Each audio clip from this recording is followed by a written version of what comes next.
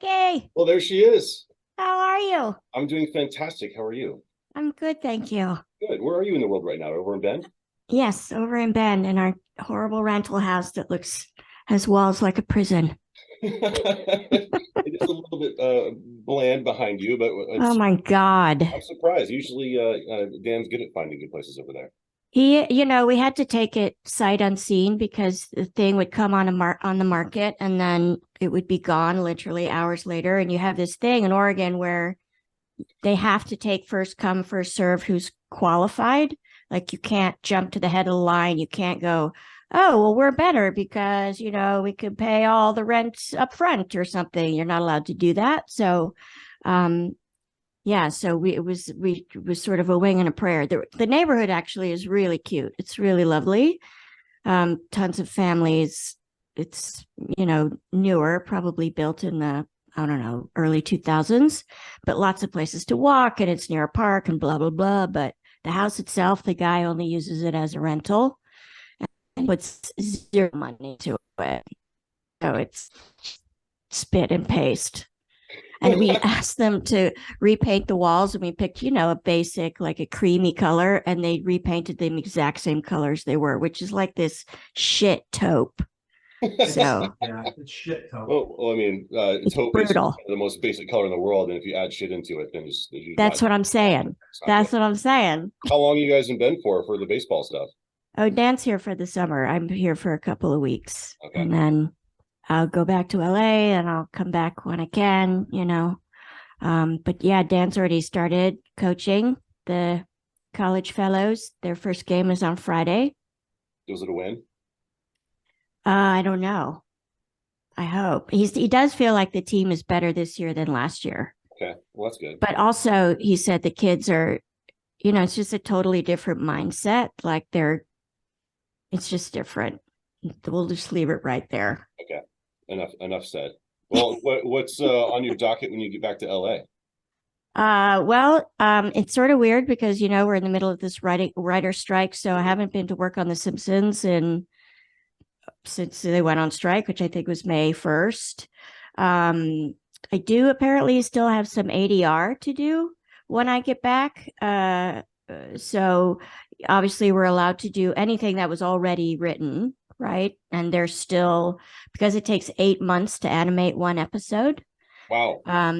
It's forever. So we do a lot of ADR over the course of those 8 months. There's probably 3 times in the course of that process where you can change dialogue significantly and it's not prohibitively expensive because you have to redo animation or something like that. So I have some of that. I have, the production and development company Paperclip. And even though we've had to press pause on all our WGA projects, we're a scrappy bunch. So we always find something to do. There's tons of other stuff to develop. We have the podcast is in season 12, and that's going really well, but it's very edit heavy podcast. So that takes some time. I feel like I'm never not busy, but there are all those days where I feel like I never stop moving, but I can't actually point to anything I got done. Do you have days like that? I like the days where you feel busy all day long, but nothing's actually been accomplished. Nothing. And you're like, what do I have to show for that? I don't know. I'm exhausted. So. I think anyone can relate to that feeling of being busy without actually getting much done. At least that's the way it feels in your heart. Yeah. 100%. Now, before I jump into the Simpsons thing, I'm sorry I missed you while you're over here in Springfield. Oh. Who don't know, you met your husband while you were in Springfield doing the mural. Yes. And I was very sorry that he has to be one of my friends, so you have to deal with me for a few minutes this morning. You're one of his favorites. Oh, well, that's I'm sure a lie, but I appreciate it. I miss him. I wish I could have seen him when you guys were here, but that's okay. I wish too. Now, I have to admit that I'm extremely nervous for this. This is a very important interview for me. You're like, I don't get nervous very often. I like Dave Grohl, Michael Jordan, Yeardley Smith. Wow. You've been a big part of my life for a very, very long time, even though you don't know me, because of your work with Simpsons. It's one of my favorite things in the world. So thank you for that. Just out of the gate. I so appreciate that, and that never gets old. When we were in Springfield yesterday, we met the artist, Bain Gardner, who has been doing all the Simpsons murals and other art around Springfield. And he was so sweet and sort of speechless. And, I never take for granted the fact that the thing that I've been doing for 35 years has had such an extraordinary impact on some people. I just never get used to that, and I'm always grateful. Well, I think that some people is a bit of an understatement. I mean, it's a worldwide phenomenon that you guys have created. And It's true. I going, mean, when you think about it, that we actually have writers who grew up watching The Simpsons, whose dream job was to write on The Simpsons, and they're thinking when they're 12, like, won't still be on by the time I get to be, and they're like, yes, we will. Yes, we will. And also there are now multiple generations who never knew a world without The Simpsons. That's how long we've been on. Those people now have children of their own. And I've turned my daughter onto The Simpsons, and I love that, especially since when I was a kid, I had to sneak over to my neighbor's house to watch The Simpsons, and my mom wouldn't allow it. So that's how I got it into my world. And then now it's become just an overly accepted thing, and it's so awesome. Well, of course, also if you compare it to, other animated shows, for instance, like Family Guy, which is so much racier, so much more. I feel like Family Guy is often it's sort of mean. Like The Simpsons, they're so good-hearted. They love each other. Yes, there's dysfunction, but at the end of the day, they want the best for each other. And so it's always funny to me to hear like, yeah, I wasn't allowed to watch. I'm like, wow, fast forward. Well, yeah, but if The Simpsons hadn't existed, then Family Guy and South Park and those kind of racy shows wouldn't be allowed to do it without someone paving the way. So they do have a little bit more freedom. I've always thought that Family Guy is kind of the East Coast version of The Simpsons. Oh, interesting. Okay. I like that. Now, going back to the Tracy Ullman days, did you Yes. guys think that this was going to be anything of what it turned out to be, or was it just like here's a gig? Just a gig. I mean, and honestly, to answer the first part of your question, absolutely not. I think certainly at that time, so Fox was a brand new network. Everybody in town in the business and show business was like, that stupid network's not going to even be around, 5 years from now. You can't muscle in on the big three, which are ABC, NBC, and CBS. And I remember when I auditioned, I didn't want to do voiceover, didn't give a shit about voiceover. It was like, this is not part of my plan for world domination. But I was an actor who rarely said no to an audition. So I went. And then I remember first I read for Bart. It's all over Wikipedia. Yeardley Smith tries out for Bart. I'm like, it really overstates the importance of that part of my audition. To be honest, they always have women do the voices of young boys, right? Because our voices don't change. So literally every woman who walked through the door was going to read for Bart. The fact is that I had done a play in Los Angeles, a tiny little play, a new play in a small theater in LA that, 17 people saw. And one of them a year later would say, I know who should play Lisa Simpson. So I really was brought in to read for Lisa, but why not throw some spaghetti at the wall and have her read for Bart as well? So I remember I read, and I had no idea what I was doing. I don't have a lot of voices. I always sound exactly like myself. So I remember they're like, well, she's a younger sister and she's 8. And people have always said, you sound like a child. So I was like, well, probably don't sound like I'm 8. So I'll go up a little bit like that. And then I left. And then I came back and I read for Matt Groening, and I remember he didn't laugh. And I thought, well, I guess I didn't get that job. And that was before cell phones. So nobody called me on my way home. But when I got home, my agent had called, had an answering machine, and he said, you got the job. And I was like, great. The job is what? We're doing what? It was that quick turnaround. There wasn't any waiting period. It's just as soon as you got home, it was waiting for you. It's interesting. I feel like in show business, that's often true. When you audition, if they want you, they snap you right up because they don't want somebody else to get you. When I used to go out and read at the network for a pilot. So back in the day, I don't know if it's still this way, but on network television, when you were auditioning for a new television show, you had to jump through various hoops, right? First you read for the casting director, then you go read for some producers, then you go read for the studio, and then you go read for the network. So you have to pass all of those tests. It's a little bit like Navy SEAL camp, I feel like. It's really, it's not for the faint of heart. And the last test being the network, you would be there with a couple of other competitors for the same role. And absolutely every time I got the job, I knew I had the job by the time I got home. Okay. They make those decisions really fast. So that was also sort of the tell. Like if you didn't have a message by the time you got home, I'm like, shit, I guess I didn't get that one. Now, in that same kind of feeling that they try and steal you and keep you away from other people so you don't get overused. When The Simpsons is blowing up, you're winning Emmys. Was it difficult to go out and do other things? Were they accepting of that? Like when you were off to do Herman's Head and City Slickers and all that stuff, were they kind of, we want you here, don't do that? No. So way, way, way back in the day, because The Simpsons was and still is for the actors a very light schedule. We literally work 2 days a week. For the animators and the writers, it's full time. It's literally year round because it takes 8 months to animate one episode, which is forever. They're working on multiple episodes at the same time. They have 2 writers' rooms going at the same time, which is really unusual for a half-hour show. But for the actors, even though we also work really year round because we do a lot of ADR, which for any listeners who don't know, like if they do a rewrite and because a joke didn't work or for whatever reason, we come in and re-record that dialogue.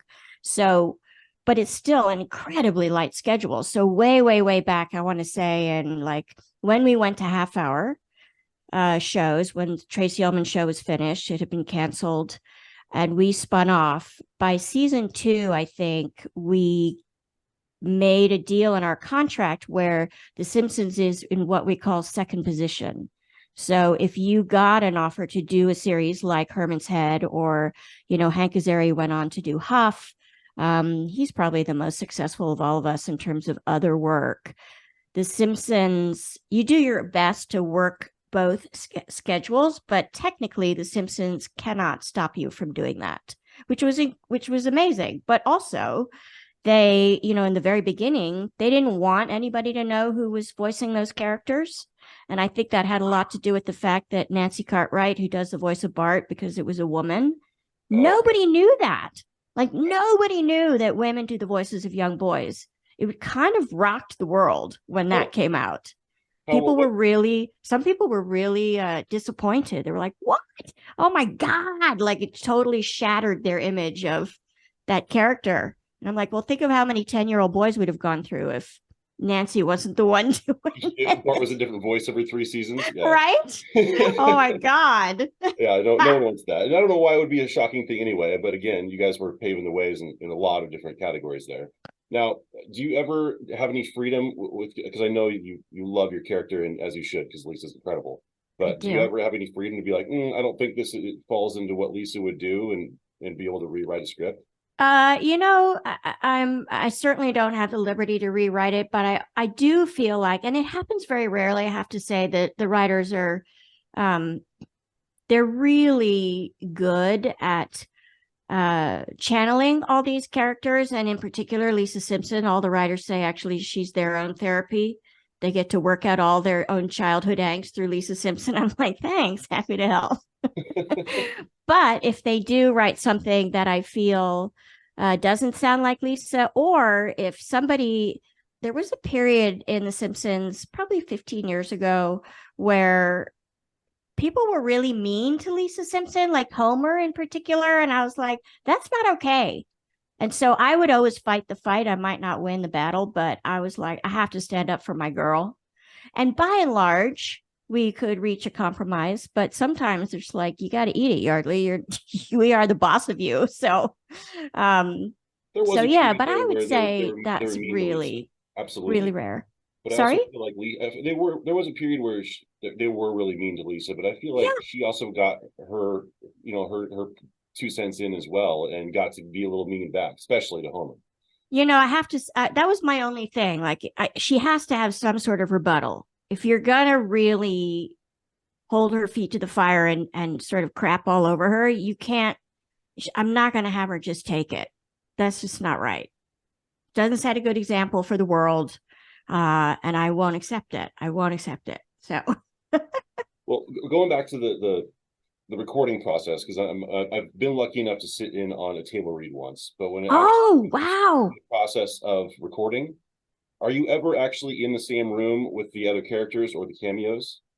Yes. So we before the pandemic, we used to record all together like an old radio play. Nice. And it was fantastic. It is actually really unusual because Family Guy, for instance, when years ago when we did the crossover with Family Guy, as Lisa, I went in and recorded all my stuff by myself. So Mila Kunis, she plays Meg.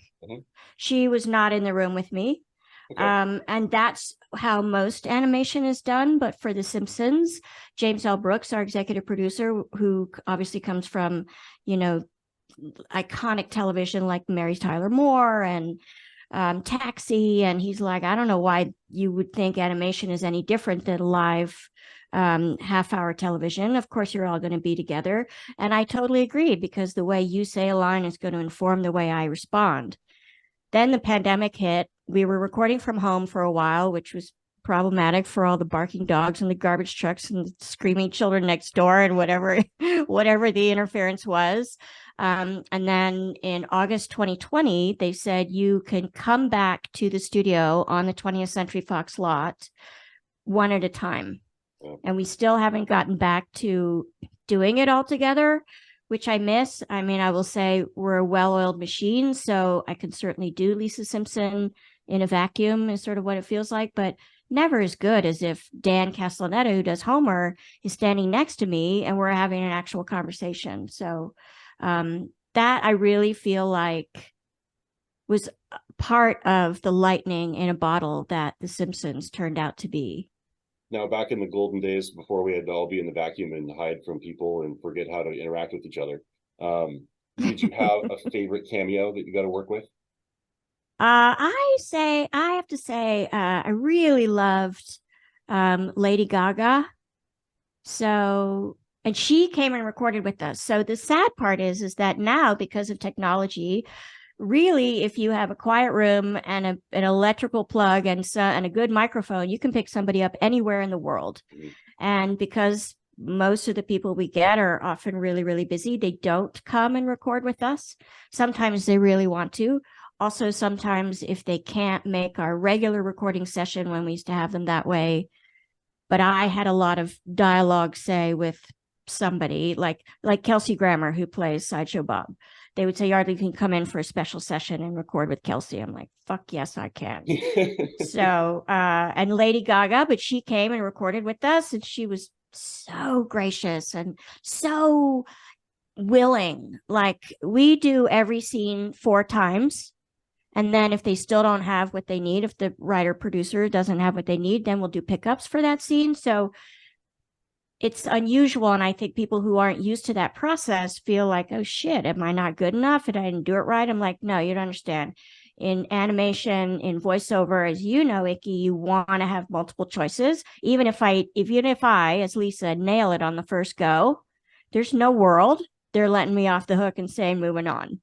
We're going to do it again. How many times have I heard that was perfect? Let's do it again. Like, okay. Well, backups is never a terrible thing to have. Never. I'm very familiar with that world.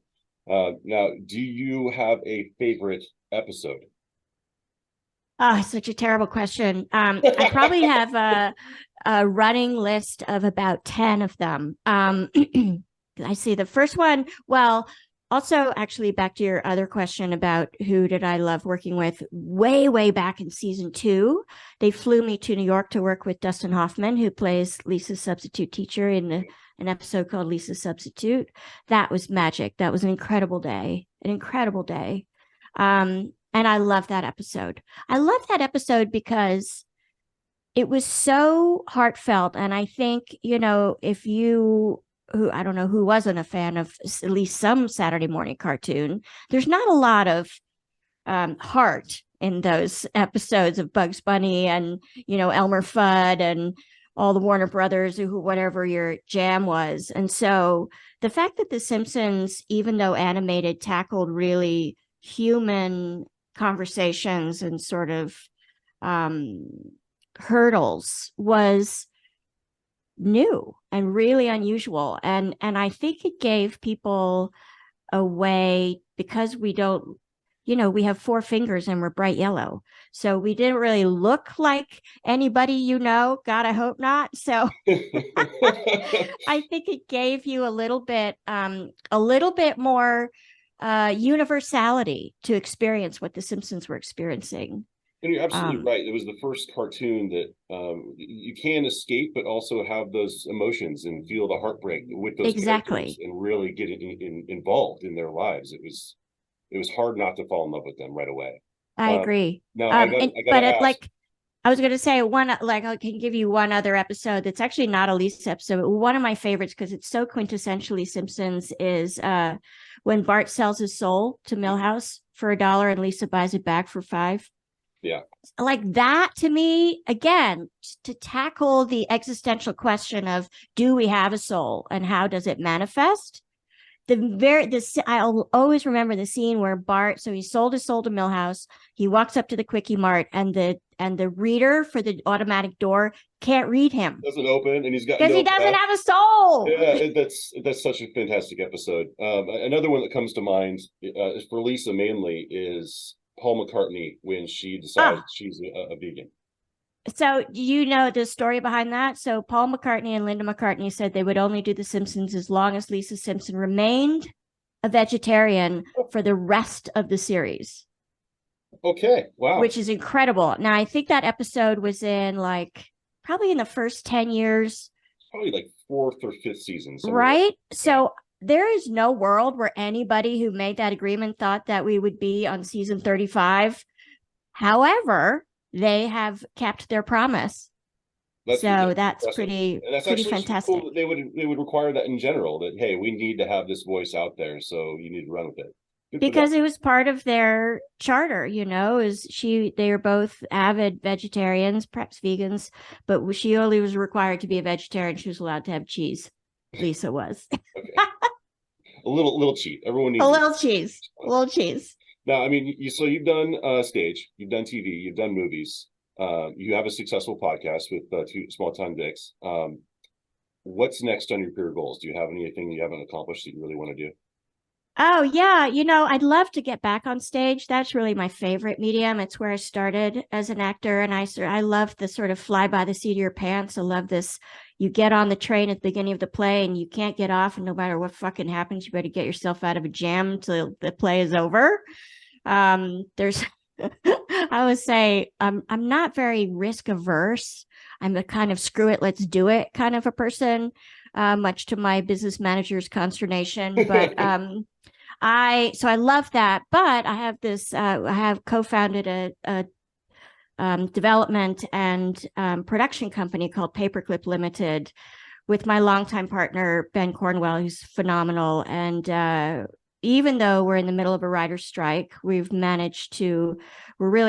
scrappy bunch. And so we managed to continue to develop the things we can do without obviously crossing any picket lines. And we're hoping if things go according to plan, although it's rather up in the air now with the writer's strike, that I can, we have a film that I will star in at the end of the year, which I'm really excited about. Because our company was not formed to develop projects just for me to act in.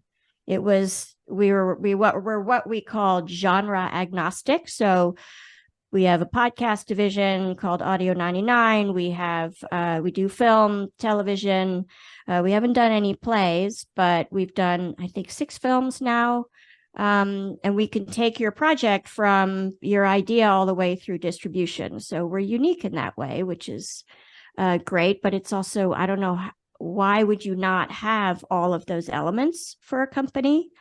But long story short, none of those projects were for me. So I'm like, hey, 9 years in, I'd like to get back to doing the thing I actually feel like I'm best at, which is being an actor. So I'm excited for that.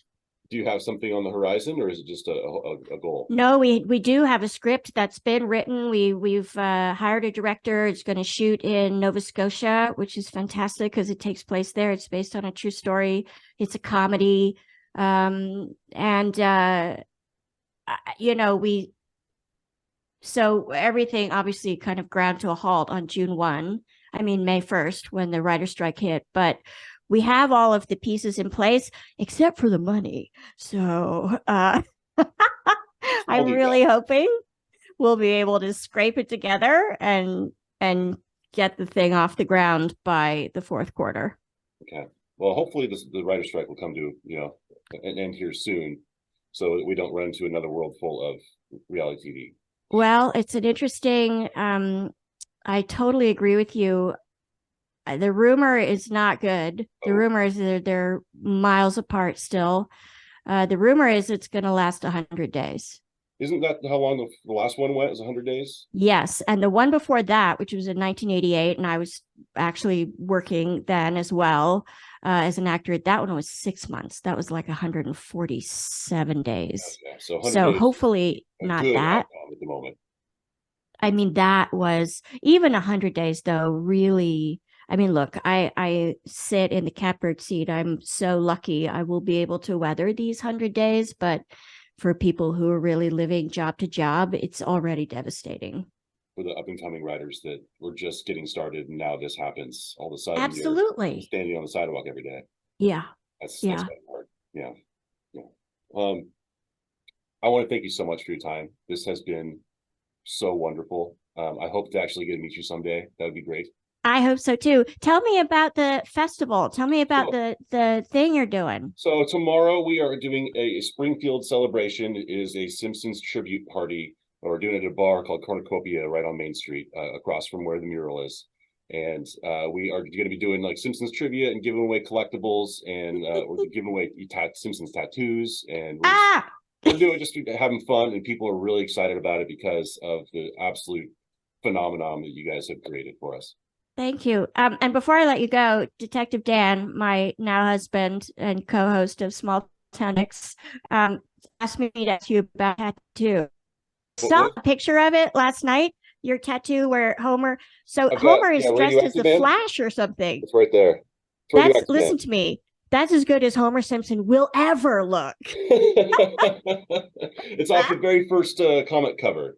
But the guy who actually did this tattoo for me is the one that's going to be doing the ones we're giving away tomorrow as well. Oh, phenomenal. I have seen some pretty great Simpsons tattoos, I have to say. There's a guy who, as I recall,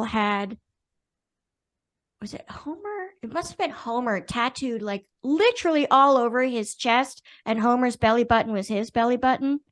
Like, whoa. Okay, dude. Yeah, wow. That's a lot. That's a lot. Yeah. Okay. Now I feel like minor compared to that. Exactly.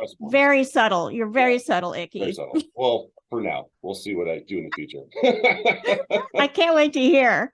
Well, I really do. Thank you so much for your time. Please pass my word on to Detective Dan, and thank him for connecting us. And also, sorry that you have to deal with me for a little bit this morning. Oh, I so enjoyed it. Thank you so much for having me, and have a great time tomorrow. I'm sure it'd be epic. We will have a great time while you're over in Bend. And hopefully next time you're over here in Springfield, you can stop and say hi. I would love to. Okay. Well, thank you again.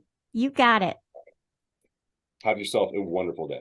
Thanks, Icky. I have, so I recorded it on the Mix Pre. Do you want me just to export that file to you? If you would be so kind, that would be perfect. Yeah, cool. No problem. All right.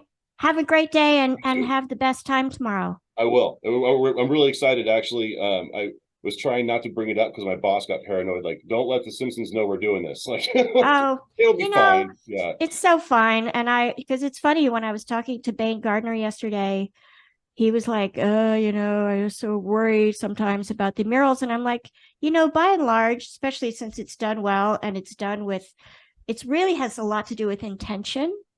And I think as long as you're celebrating the show, they're totally on board. It's when you're either trying to profit from it, like they don't do it so much now, but radio stations they still I was going to say the studio doesn't come down on radio stations as much anymore, but when they would sample audio from the show, and sometimes they would say like stop, cease and desist. Now I think they're like, fuck it, who cares? But also, I think, as long as it's about an appreciation, they're like, live with me well, right? I mean, they could have even painted that mural on the side of a building without going to Fox and saying, we want to do this, what they would consider the right way, right? Where Fox says, great, we'll design it, you'll pay for it, and then off you go. And maybe you can have somebody come and do the unveiling. That was how that all happened. But I mean, how many murals are on the side of a building that have not been sanctioned by? There's so many of them down there. It's so cool. And that's I know I took a little mini tour yesterday with Dan of Bane's stuff, and really just phenomenal. His shit is legit, dude. Like, he's totally on model. Like, it's very impressive. Too. The way he gets them up is it's crazy. And it's rattle can. Yeah. What are we talking about? Like, how do you have that kind of control with something completely uncontrollable?